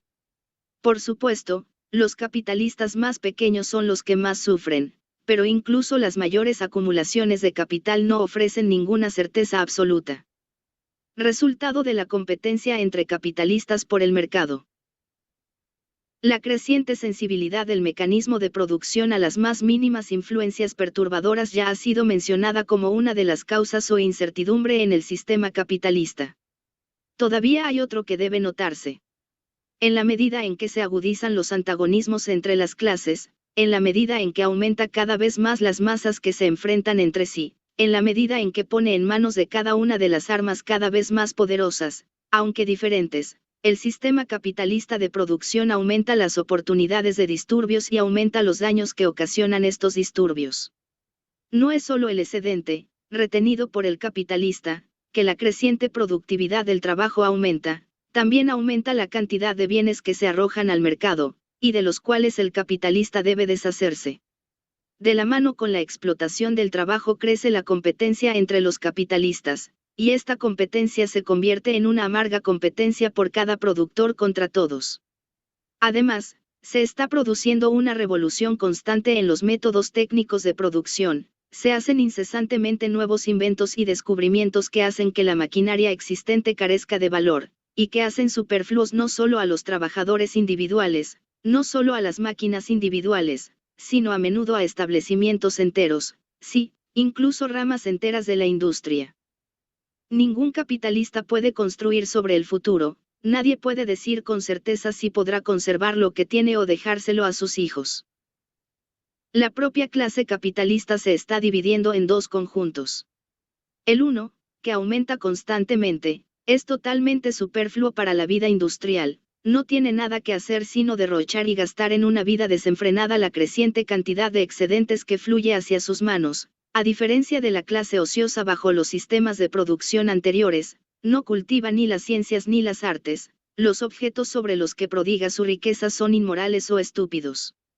El otro conjunto, que consiste en aquellos que aún no se han vuelto superfluos en sus establecimientos, disminuye constantemente, pero en proporción a esta disminución los cuidados y cargas o su situación se hacen más pesados sobre ellos. Mientras que el primer conjunto se pudre en la ociosidad moral e intelectual, el segundo se está desgastando en la lucha competitiva. Para ambos, el espectro de la incertidumbre es una amenaza creciente. El sistema moderno de producción no permite que ni siquiera los explotadores, ni siquiera aquellos que monopolizan todas sus tremendas ventajas, disfruten de su botín en paz. Capítulo 8. Crisis industriales. Por grande que sea la incertidumbre de un sustento para todas las clases bajo las condiciones sociales existentes, la incertidumbre aumenta aún más por las crisis, que periódicamente se producen con la certeza de la fatalidad en el momento en que la producción alcanza una cierta etapa. El importante efecto de estas crisis sobre el cuerpo económico durante las últimas décadas, junto con la confusión general de pensamiento que prevalece sobre el tema, requiere una atención especial. Las extensas crisis modernas, que convulsionan los mercados mundiales, surgen de la sobreproducción, que a su vez surge de la falta de planificación que inevitablemente acompaña al sistema moderno de producción. La sobreproducción, en el sentido de que se produce más de lo que realmente se necesita, puede ocurrir bajo cualquier sistema. Pero esto podría, como cuestión de rutina, no causar daño siempre y cuando los productores produzcan para la satisfacción o sus propias necesidades. Por ejemplo, en generaciones pasadas, la cosecha de maíz de un agricultor era más grande de lo que necesitaba, almacenaba el excedente contra los años más pobres, y cuando su granero estaba lleno, alimentaba a su ganado con el residuo o, en el peor de los casos, lo dejaba reposar y echarse a perder. Fuentes de las crisis industriales. Es lo contrario con el sistema moderno de producción. En primer lugar, en su forma bien desarrollada, nadie produce para sí mismo, sino para otra persona, cada uno debe comprar lo que necesita. Además, la producción total de la sociedad no se lleva a cabo de manera planificada, por el contrario, se deja a cada productor estimar por sí mismo la cantidad de la demanda que puede haber para los bienes que produce. En segundo lugar, tan pronto como el sistema moderno de producción ha superado su primera etapa, nadie, excepto el productor de metales acuñables, puede comprar antes de haber vendido. Estas son las dos raíces de las que se dispara la crisis. Para la ilustración de este hecho, deje que sirva el ejemplo más simple posible. En un mercado, que se reúna un dueño de dinero, digamos un buscador de oro, con $20 en oro, un comerciante de vinos con una barrica de vino, un tejedor con un paquete de tela de algodón, y un molinero con una carga de comida. Para simplificar el caso, que el valor de cada uno de estos bienes sea igual a $20, y supongamos que cada uno ha estimado correctamente las necesidades del otro, el comerciante de vinos vende su vino al buscador de oro, y con los $20 que recibe por ello compra la tela en manos del tejedor, y, por último, el tejedor invierte el producto de su tela en la compra de la carga de comida. Cada uno se irá a casa satisfecho. El próximo año, estos cuatro se reúnen de nuevo, cada uno calculando sobre la misma demanda de sus bienes que antes. Supongamos que el buscador de oro es tan parcial ahora como lo fue el año pasado para el vino del comerciante de vinos, pero que este último no necesita tela, o requiere el dinero para pagar una deuda, y prefiere usar una camisa rota a comprar material nuevo. En ese caso, el comerciante de vinos guarda en su bolsillo los $20 y se va a casa. En vano el tejedor espera a un cliente, y por la misma razón que espera, el molinero también está expectante. La familia del tejedor puede tener hambre, puede anhelar la comida en las manos del molinero, pero ha producido tela de algodón para la cual no hay demanda, y por la misma razón que la tela se volvió superflua, la comida también se vuelve superflua. Ni el tejedor ni el molinero tienen dinero, ninguno de los dos puede comprar lo que quiere, lo que han producido ahora aparece como una producción excesiva, y, además, lo mismo ocurre con todos los demás bienes que se han producido para su uso y de los que necesitan. Para llevar la ilustración un poco más lejos, la mesa producida por el carpintero y necesaria para el molinero, los zapatos producidos por el zapatero y necesarios para el carpintero, etcétera, etcétera, todos estos permanecen sin intercambiar, sin usar, están sobreproducidos. ¿Por qué se desconoce la crisis en la primera etapa de producción para la venta? Las principales características de una crisis industrial están presentes en esta ilustración. Por supuesto, en realidad, la crisis no se manifiesta en una etapa tan primitiva de la producción. En las primeras etapas de la producción de mercancías, de la producción para la venta, cada productor produce más o menos para el autoconsumo, la producción para la venta constituye, en cada familia, sino una parte de su industria total. El tejedor y el molinero de la ilustración dada arriba poseen cada uno un pedazo de tierra y algo de ganado, y pueden esperar pacientemente hasta que aparezca un comprador por sus productos. Si lo peor llegara a lo peor, incluso podrían vivir sin él. Además, en las primeras etapas de producción para la venta, el mercado sigue siendo pequeño, se puede medir fácilmente, año tras año, la producción y el consumo, toda la vida social de una comunidad, mantienen el tenor uniforme de sus caminos. En nuestros pequeños asentamientos de hace una generación y más, todos conocían a todos, y estaban bien informados sobre sus necesidades y su capacidad adquisitiva. En la mayoría de los casos, el mecanismo industrial de tales lugares permaneció sustancialmente igual de año en año, el número de productores, la productividad del trabajo, la cantidad de productos, el número de consumidores, sus necesidades, el dinero a su disposición, todo esto cambió pero lentamente, y cada cambio fue rápidamente observado y tomado en consideración. Todo esto adquiere un aspecto diferente con la aparición del comercio en el escenario de la historia del mundo. Bajo su influencia, la producción para el autoconsumo está cada vez más abarrotada en la retaguardia, los productores individuales de bienes para la venta, y en mayor medida los comerciantes, son cada vez más arrojados para su apoyo en la venta de sus bienes y, lo que es más importante, en su venta rápida. Un retraso en la venta de una mercancía y, peor aún, la prevención de la venta de una mercancía, ahora se vuelve cada vez más desastrosa para su propietario, incluso puede causar su ruina. Junto con esta condición de cosas, el peligro de un bloqueo en las ruedas del comercio crece rápidamente. Relación del comercio moderno con las crisis industriales.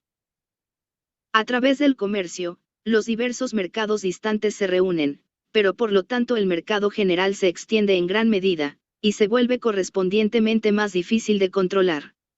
Este inconveniente se ve aún mayor por la aparición de uno o más intermediarios, que se apretujan entre los productores y los consumidores como un requisito del comercio. Finalmente, el comercio, actuando de la mano con el desarrollo de los medios de transporte, presta alas a las mercancías. Hoy en día, estos se pueden reunir en grandes cantidades en cualquier lugar a la menor provocación. Todas estas causas combinadas hacen cada vez más incierto el trabajo de estimar la demanda y la oferta de mercancías. El desarrollo de las estadísticas no elimina esta incertidumbre. Toda la vida económica de la sociedad se vuelve cada vez más dependiente de la especulación mercantil, y esta última se vuelve cada vez más arriesgada. El comerciante es un especulador desde el principio, la especulación no se inventó en el intercambio, es una función necesaria del capitalista. Especulando, es decir, estimando de antemano la demanda de una mercancía, comprando sus bienes donde puede conseguirlos baratos, es decir, donde su suministro es excesivo, y vendiéndolos donde son queridos, es decir, donde son escasos, el comerciante ayuda a poner algo de orden en el caos del sistema de producción sin plan llevado a cabo por empresas individualmente independientes. Pero es propenso a errores en sus cálculos, especialmente porque no se le permite mucho tiempo para pensar. No es el único comerciante del mundo, cientos y miles de competidores están al acecho para beneficiarse de cada oportunidad favorable, quien primero espía esto se lleva el premio. En tales circunstancias, la rapidez es una necesidad, no servirá para reflexionar mucho, para indagar mucho, el capitalista debe aventurarse, nada de aventurarse, nada tiene. Sin embargo, puede perder. Tan pronto como hay una gran demanda de una mercancía en cualquier mercado, fluye allí en grandes masas, hasta que su cantidad excede los poderes digestivos del mercado. Entonces los precios caen, el comerciante debe vender barato, a menudo con pérdidas, o buscar otro mercado con sus productos. Sus pérdidas en esta operación pueden ser lo suficientemente grandes como para arruinarlo. Dondequiera que el sistema moderno de producción para la venta esté bien desarrollado y prevalezca, cualquier mercado dado está excesivamente o insuficientemente abastecido. Los economistas capitalistas declaran que esta es una disposición muy sabia y admirable. El sentido común es diferente. Sea como sea, la cosa es inevitable desde el momento en que la producción para la venta alcanza un cierto grado de perfección y se mantiene vigente. Pero esta disposición sabia puede llevar al resultado de que, en respuesta a alguna causa extraordinaria, el exceso de existencias de un mercado se vuelve tan excesivo que las pérdidas de los comerciantes pueden ser extraordinariamente pesadas, y un gran número de ellos se vuelven incapaces de cumplir con sus obligaciones, es decir, fracasan. En tales circunstancias, una crisis comercial de primera clase está en la tapia. Mientras la pequeña producción sea la principal forma de industria, el alcance y la intensidad de las crisis comerciales no pueden ser más que limitados. Cualquiera que fuera el llamado, no era posible aumentar rápidamente la cantidad total de riqueza en ningún lugar. Bajo el dominio de la pequeña industria, la producción no es capaz de una extensión considerable, no puede ampliarse mediante el empleo de un mayor número de trabajadores. En circunstancias normales, emplea a todos los miembros de una comunidad que pueden trabajar. solo podría ampliarse haciendo más pesada la carga del trabajo que soporta el trabajador, alargando sus horas de trabajo, privándolo de vacaciones, etc. Pero en los viejos tiempos, el mecánico y el agricultor independientes, que aún no estaban abarrotados por la competencia o la gran producción, no bancaban después de este tipo de cosas, y finalmente, incluso si se sometieran a tal imposición, hacía poca diferencia en la producción, la productividad del trabajo era insignificante. Esto cambia con el auge de la gran producción capitalista. No solo desarrolla todos los medios que permiten al comercio inundar cualquier mercado con bienes en un grado nunca antes soñado, sino que no solo expande los mercados separados en un mercado mundial que abarca todo el mundo, no solo multiplica el número de intermediarios entre el productor y el consumidor, sino que permite que la producción responda a todas las llamadas del comercio también. Y extenderse y aumentar a pasos agigantados. En la actualidad, la misma circunstancia de que los trabajadores estén totalmente sujetos al capitalista que pueda, virtualmente a voluntad, alargar sus horas de trabajo, suspender sus domingos y comer en su descanso nocturno le permite aumentar la producción a un ritmo más rápido de lo que antes era posible.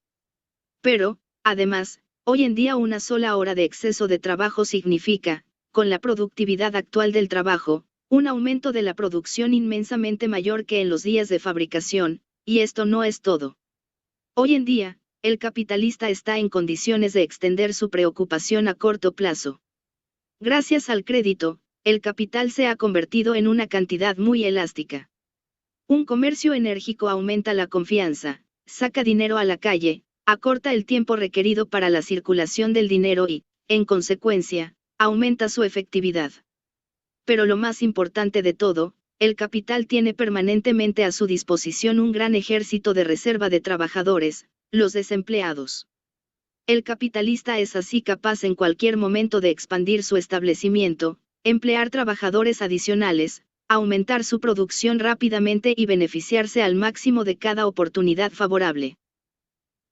Se ha demostrado que bajo el dominio de la gran producción, el capital industrial se dirige cada vez más al frente y toma el control de todo el mecanismo capitalista. Pero dentro del círculo de la producción capitalista misma, ramas especiales de la industria toman la delantera, como, por ejemplo, las industrias del hierro y la hilatura. En el momento en que cualquiera de ellos recibe un impulso especial, ya sea a través de la apertura de nuevos mercados en China o la realización de extensas líneas ferroviarias, no solo se expande rápidamente, sino que imparte el impulso que ha recibido a todo el cuerpo económico. Otros capitalistas amplían sus establecimientos, inician otros nuevos, aumentan el consumo de materias primas y subsidiarias, se toman nuevas manos, y, simultáneamente con todo esto, la renta, las ganancias y los salarios aumentan. La demanda aumenta para todo tipo de bienes, todo tipo de industrias comienzan a sentir la prosperidad industrial, y esto finalmente se vuelve general. En esos momentos parece que toda empresa debe prosperar, la confianza se vuelve ciega, el crédito crece sin límites, quien tiene una parte de las ganancias y rentas crecientes busca convertir una parte de ellas en capital. El vértigo industrial toma posesión de todos y cada uno. Mecanismo de una crisis industrial bajo el capitalismo. En medio de todo esto, la producción ha aumentado prodigiosamente, y la demanda originalmente aumentada en el mercado ha sido satisfecha. Sin embargo, la producción no se detiene. Un productor no sabe de qué se trata el otro. Aunque, en algún intervalo lúcido, pueden surgir dudas y recelos en la mente de algún capitalista u otro, estos pronto son sofocados por la necesidad bajo la que está de beneficiarse de la oportunidad favorable que parece estar a la mano, y no quedarse atrás en la persecución competitiva, él sabe que el diablo toma el trasero. Mientras tanto, la eliminación o el aumento de la cantidad de mercancías se vuelve cada vez más difícil y se vuelve más lenta. Las tiendas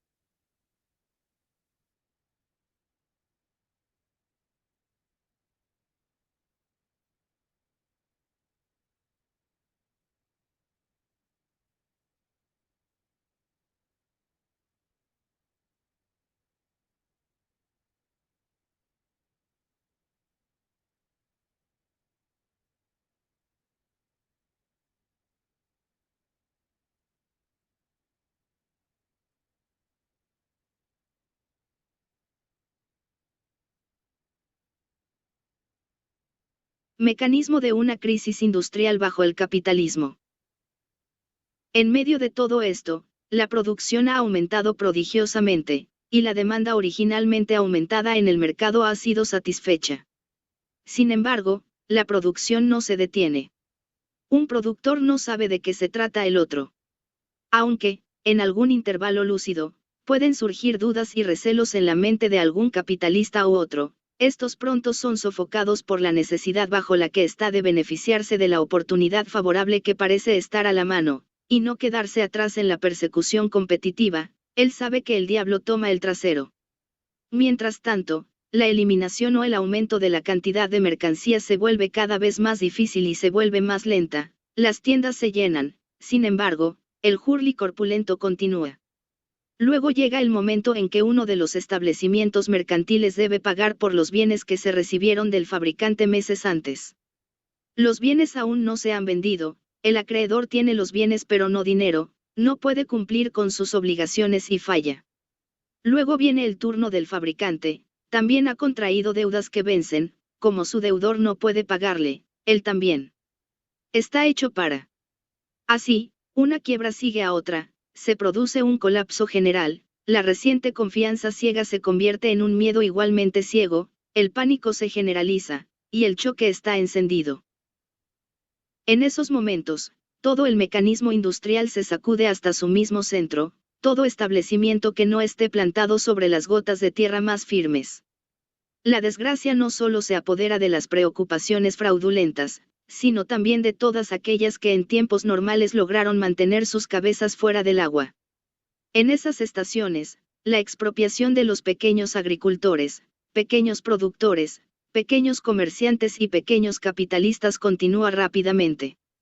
Tampoco es el pequeño intento solo el que se barre por la borda, muchos peces grandes van a lo largo, casi nadie está seguro de no ser arrastrado a la ruina general. Por supuesto, aquellos entre los grandes capitalistas que sobreviven obtienen un rico botín.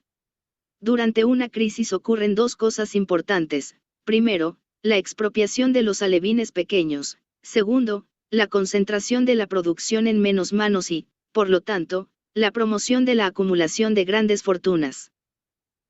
Como pocos, si alguno, pueden decir si sobrevivirán a la crisis, todos los horrores del sistema moderno de producción se experimentan en un grado intensificado: la incertidumbre de un sustento, la necesidad, la prostitución y el crimen alcanzan en esos momentos proporciones alarmantes. Miles perecen de hambre y frío, maravillosamente decirlo, porque han producido demasiada ropa, comida y otras riquezas. Es en esas estaciones que se hace más evidente que los poderes productivos modernos se están volviendo cada vez más irreconciliables con el sistema de producción para la venta, y que la propiedad privada de los medios de producción se está convirtiendo en una maldición cada vez mayor para todos, primero para la clase de los propietarios y luego para la de los propios propietarios. La crisis se vuelve permanente. Con el desarrollo más pleno del sistema capitalista, es decir, con la creciente concentración de toda la riqueza en cada vez menos manos, ayudada en gran medida por crisis anteriores, la crisis ha dejado de ser una ocurrencia periódica en el sentido estricto en que era antes. En un momento, y no hace mucho, una cuarta parte de los fracasos que ahora ocurren regularmente cada año habrían creado consternación pública. Hoy en día, un registro de quiebras mucho más hinchado y cada vez mayor pasa desapercibido por el público, pero no son, por lo tanto, lo menos sentidos por las innumerables víctimas. La hemorragia es ahora crónica, la crisis se ha vuelto permanente, y con ella todos sus horrores.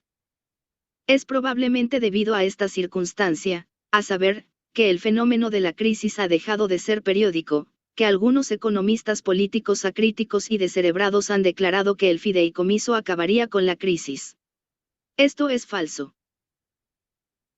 La regulación de la producción por grandes sindicatos o trusts presupone sobre todas las cosas su control de todas las ramas de la industria y la organización de estas sobre una base internacional en todos los países sobre los que se extiende el sistema capitalista de producción. Hasta ahora, no ha aparecido ningún fideicomiso internacional exitoso en ninguna industria líder. Hasta ahora, el Standard Oil Trust es el enfoque más cercano a uno. Los fideicomisos internacionales son difíciles de organizar y más difíciles de mantener unidos.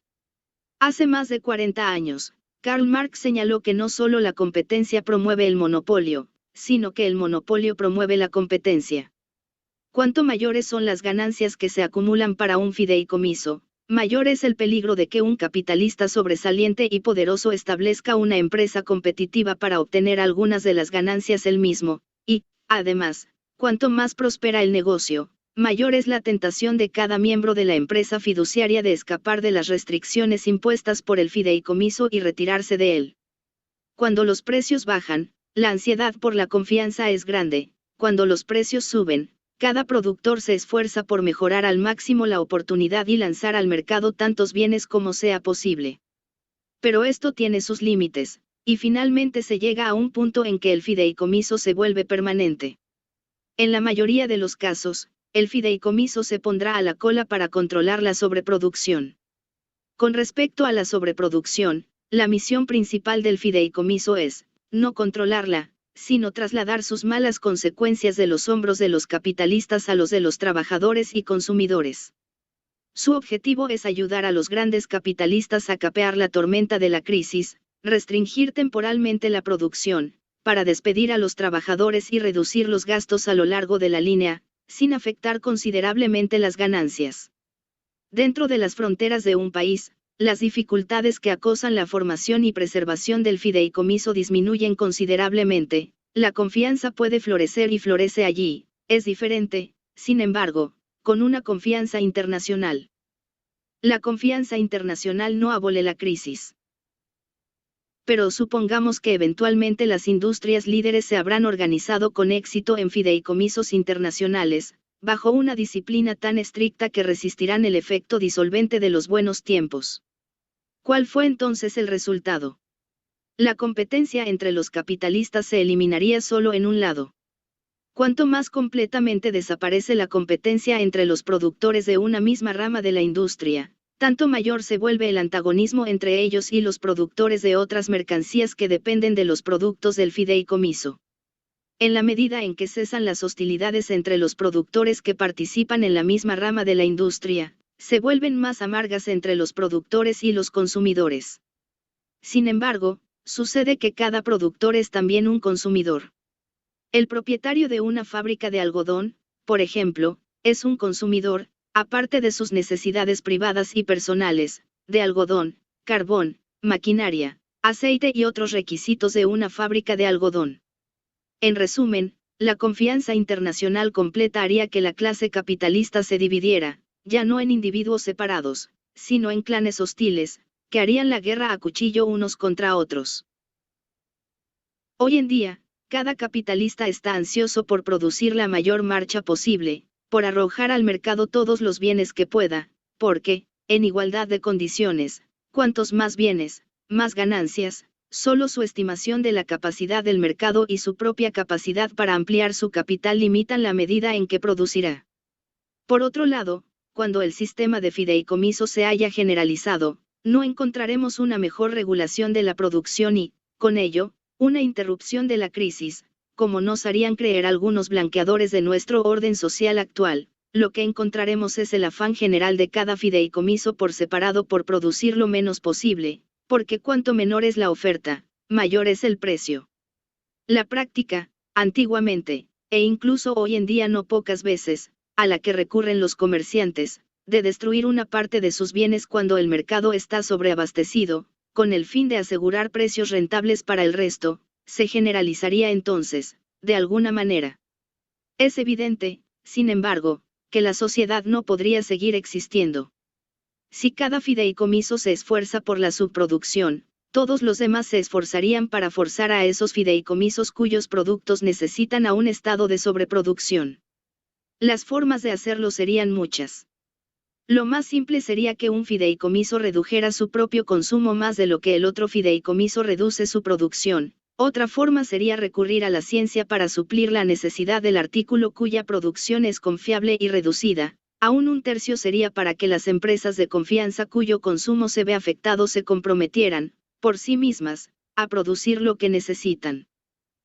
Imagine que se confía en las minas de cobre, que la producción de cobre se reduce y que los precios suben. ¿Cuál sería el resultado? Entre aquellos productores cuyo negocio consume cobre, algunos cerrarán y esperarán tiempos mejores, otros irán en busca de algún otro metal que pueda tomar el lugar del cobre, y otros comprarán minas de cobre o promoverán sus ventas, y así liberarse de la dependencia del anillo de cobre. El final de todo esto es el estallido de la confianza y su bancarrota, y luego tenemos otra crisis. El fideicomiso no abole la crisis. La única influencia que tendría en esa dirección sería dar a la crisis otra forma, pero no una mejor. Las quiebras no terminarían, la única diferencia sería que extenderían sus esferas, no caerían sobre los capitalistas por separado, sino sobre conjuntos enteros de ellos a la vez, y con ellos, por supuesto, arruinarían a la gran masa cuya existencia depende de ellos. En consecuencia, el fideicomiso no puede acabar con la crisis, lo que, por el contrario, puede hacer es provocar este tipo de crisis que serán más devastadoras que cualquier cosa que la humanidad haya experimentado hasta ahora. Solo cuando se haya llegado a ese punto de que todos los trusts estén unidos en uno, y que toda la maquinaria de producción de todas las naciones capitalistas se concentre en una sola mano, es decir, solo cuando la propiedad privada de los medios de producción haya llegado prácticamente a su fin, solo entonces la confianza podría tener por efecto la abolición de la crisis. Pero, por el contrario, a partir de cierta etapa del desarrollo industrial, la crisis, ya sea en el periódico, o presente permanente, o en algún otro término más agravado, es inevitable, siempre y cuando la propiedad privada continúe en los medios de producción. Es simplemente imposible eliminar las sombras proyectadas por la propiedad privada en los instrumentos de producción y, sin embargo, preservar la cosa misma. Capítulo 9. Sobreproducción crónica. Junto con las crisis periódicas y sus manifestaciones permanentes, junto con los periodos recurrentes de sobreproducción y sus acompañamientos de pérdida de riqueza y desperdicio de fuerza, la sobreproducción aumenta constantemente, se vuelve crónica y las fuerzas humanas se desperdician permanentemente. Relación entre el aumento de la productividad del trabajo y la sobreproducción. La revolución en la maquinaria de producción continúa ininterrumpidamente, los campos que invade son cada vez más numerosos, año tras año, nuevas ramas de la industria, nuevos campos, son conquistados por la gran producción capitalista, y, en consecuencia, la productividad del trabajo crece incesantemente y a un ritmo cada vez mayor. Simultáneamente con esto, la acumulación de nuevo capital procede sin interrupción.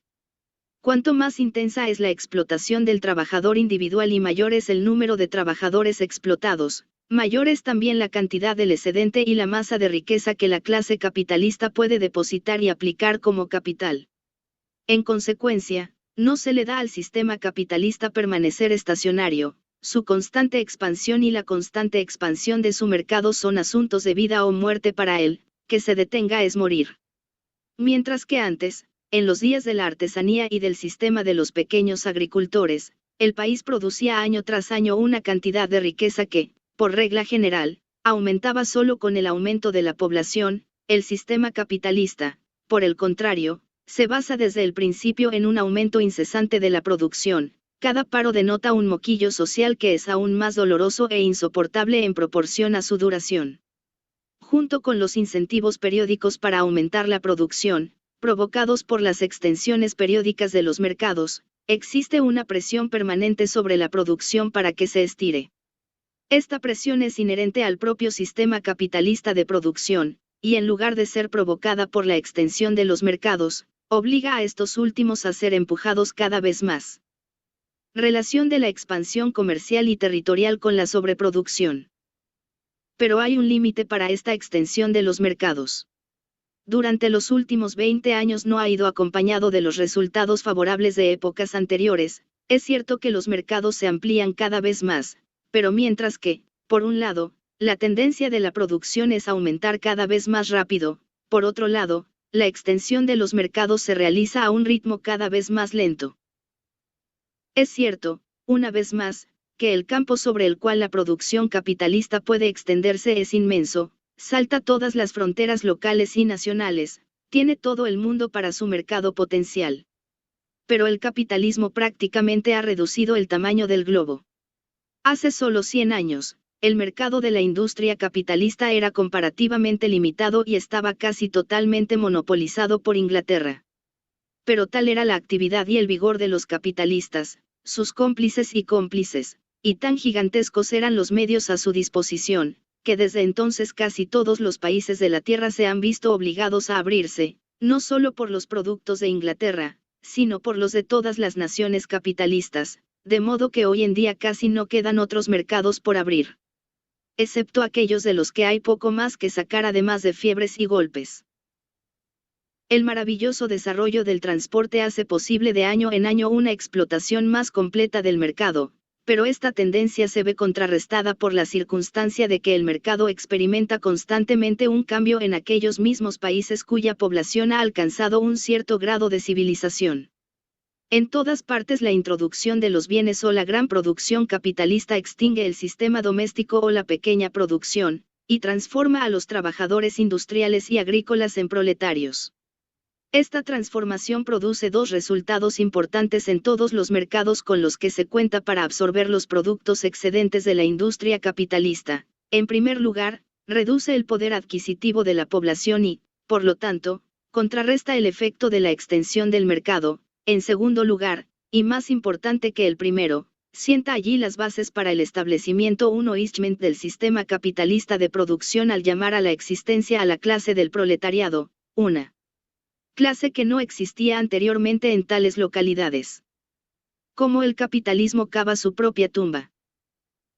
Así, la gran producción capitalista cava su propia tumba. A partir de cierto punto en su desarrollo, cada nueva extensión del mercado equivale a evocar un nuevo competidor. En la actualidad, la gran producción capitalista en los Estados Unidos, que no tiene una generación de antigüedad, está comprometida no solo en el trabajo de liberarse de su competidor europeo, sino en un esfuerzo frenético por apoderarse del mercado de todo el continente americano. La industria capitalista aún más joven de Rusia ha comenzado a ser el único proveedor de todo el extenso territorio propiedad de Rusia en Europa y Asia. Las Indias Orientales, China, Japón y Australia se están convirtiendo en estados industriales, que tarde o temprano serán capaces, industrialmente, de satisfacer sus propias necesidades. En resumen, se acerca el momento en que los mercados de los países industriales ya no podrán extenderse y comenzarán a contraerse. En el momento en que este efecto comience a sentirse, será la señal para la bancarrota total de la sociedad capitalista, un cataclismo que, a menos que sea prevenido por la revolución socialista y el establecimiento de la República Socialista, engullirá al mundo. Desde hace algún tiempo, la extensión del mercado no ha seguido el ritmo de las necesidades de la producción capitalista, este último está, en consecuencia, cada vez más obstaculizado, y le resulta cada vez más difícil desarrollar plenamente los poderes productivos que posee. Los intervalos de fuerte actividad industrial se hacen cada vez más cortos, la duración de las crisis se hace cada vez más larga, hasta que éstas se han vuelto prácticamente continuas, la sobreproducción se convierte cada día más y más en una característica permanente del sistema actual. Por lo tanto, la cantidad de medios de producción que no pueden ser suficientemente utilizados o se ven obligados a permanecer totalmente sin utilizar, está aumentando, la cantidad de riqueza que se desperdicia, se acumula cada vez más, la cantidad de fuerza de trabajo obligada a permanecer ociosa, se vuelve cada vez más espantosa. Bajo esta última cabeza no pertenecen solo los enjambres de desempleados, que se están convirtiendo rápidamente en un peligro social amenazante. Debajo de ella también debe contarse, en primer lugar, esa tripulación cada vez mayor de parásitos sociales, quienes, encontrando todas las vías de trabajo productivo cerradas para ellos, tratan de ganarse una existencia miserable a través de una variedad de ocupaciones, la mayoría de las cuales son totalmente superfluas, y no pocas perjudiciales para la salud, como los pequeños intermediarios, vendedores ambulantes, dueños de salones, agentes, bateristas, proxenetas y similares. Segundo, ese estupendo bulto de humanidad que puede ser designado como los barrios marginales de las moradas físicas de algunos de sus miembros, y las moradas mentales de todos, como los tramposos y estafadores de alto y bajo grado, los criminales bien y mal vestidos, las prostitutas para ganarse la vida en rangos superiores e inferiores del cuerpo social, junto con sus innumerables dependientes para la existencia. Tercero, los enjambres de aquellos que se aferran a las clases poseedoras en calidad de sirvientes profesionales y personales, como mayordomos, lacayos, cocheros, chefs, vigilantes privados y sirvientas, y un número no despreciable de abogados, físicos, secretarios, tutores y otros de tipo similar. Finalmente, el creciente ejército privado del capitalismo, generalmente conocido con el nombre de Pinkertons, y que habría sido una imposibilidad social si no fuera por la sobreproducción existente que ha hecho a tantos innecesarios para fines industriales. La sociedad capitalista ha comenzado a asfixiarse en sus propias superfluidades, ha llegado al punto en que es incapaz de promover el desarrollo ulterior y más pleno de las fuerzas productivas que ha creado. Para que no caiga en pedazos, está obligado a consignar a la ociosidad una cantidad cada vez mayor de fuerzas productivas, y a permitir el derroche de una cantidad cada vez mayor de productos. La clase capitalista ha llevado a cabo su misión histórica. La introducción del sistema capitalista, es decir, la sustitución de la gran producción capitalista, donde los instrumentos de trabajo se convirtieron en propiedad privada de unos pocos individuos, y cuyos trabajadores se convirtieron en proletarios propietarios, por la pequeña producción, donde los implementos de trabajo eran propiedad de los trabajadores individuales, fue el medio por el cual los poderes productivos del trabajo debían aumentarse prodigiosamente y emanciparse de los estrechos lazos que los encadenaba bajo el sistema de pequeña producción, tanto en la industria como en la agricultura. Llevar esto a cabo era la misión histórica de la clase capitalista. Hizo su trabajo infligiendo sufrimientos indecibles a las masas de seres humanos que expropió y explotó, pero cumplió su misión. Era una necesidad histórica tan plena como las dos piedras angulares sobre las que se levantó. Primero, la producción de mercancías, el sistema de producción para la venta. Segundo, la propiedad privada de los implementos de trabajo. Pero, por muy necesarios que fueran tanto el sistema capitalista como sus fundamentos, ya no son necesarios hoy en día. Las funciones de la clase capitalista recaen cada vez más en los empleados remunerados. La gran mayoría de los capitalistas ahora no tienen nada más que hacer que consumir lo que otros producen. El capitalista es hoy un ser tan superfluo como el señor feudal se había convertido hace 100 años. No, más. Al igual que el señor feudal hace 100 años, el capitalista de hoy se ha convertido en un obstáculo para el desarrollo posterior de la humanidad. La propiedad privada de los instrumentos de trabajo ha dejado de asegurar a cada productor el producto de su trabajo y garantizarle su libertad. Hoy en día, por el contrario, la sociedad está derivando rápidamente hasta el punto en que toda la población de las naciones capitalistas se verá privada tanto de la propiedad como de la libertad. Así, lo que una vez fue el fundamento de la sociedad misma, los medios, originalmente destinados a estimular el desarrollo de los poderes productivos que estaban latentes en la sociedad, ahora se han convertido en una llave maestra que obliga a la sociedad, en un grado cada vez mayor, a desperdiciar sus poderes productivos. Así, el sistema de propiedad privada en los instrumentos de producción ha perdido totalmente su carácter original, se ha convertido en una maldición, no solo para el pequeño productor, sino para toda la sociedad. En lugar de ser un estímulo para el desarrollo social, se ha convertido en la causa del declive social y la bancarrota inminente. La República Socialista inevitable. Hoy en día ya no hay ninguna duda sobre si se mantendrá o no el sistema de propiedad privada de los medios de producción. Su caída es segura. La única pregunta que debe responderse es esta: ¿se permitirá que el sistema de propiedad privada de los medios de producción empuje a la sociedad consigo misma hacia el abismo?